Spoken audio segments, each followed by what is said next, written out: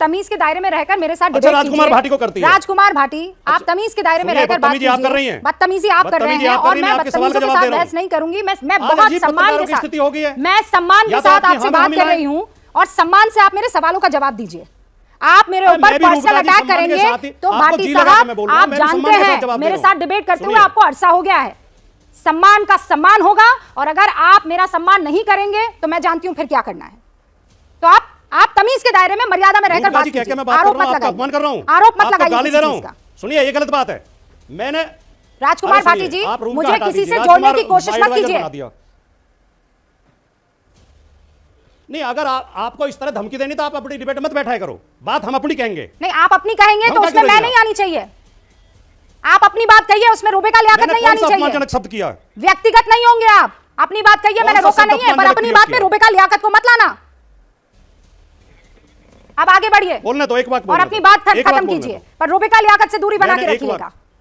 मैं खत्म कर रहा हूं, बिल्कुल मैं खत्म कर रहा हूं। बिल्कुल आपने गलत तरीके से समझा। मैंने एक उदाहरण देकर बताया आपको। आपका नाम की जगह मैं अपना नाम रख देता हूं। अगर राजकुमार भाटी मेरा नाम नहीं तो पार्टी के नाम के पहले राजकुमार है। अरे आपको इतना बुरा क्यों लगा? मैं एक उदाहरण दे रहा हूं, आप खुद सवाल मत कीजिए ना उदाहरण, उस उदाहरण को अपनी जेब में रखिए। चौधरी चरण सिंह हवाई, देखिए इस तरह धमकी की बात मत करिए, आप असभ्यता प्रयोग मत करिए। आप ज्यादा खुदा नहीं है, आप खुदा मत बनने की कोशिश करिए। मुझे जो कहना शालीनता से मैं बात कर रहा हूं, मैं तरीके से आपको समझा क्यों रही हैं आप? क्या धमका रही हैं आप मुझे? मेरे नाम का इस्तेमाल करेंगे तो मैं आपको, अरे मैं भी समझा रहा हूं आपको, मैं भी शालीनता से समझा रहा हूं।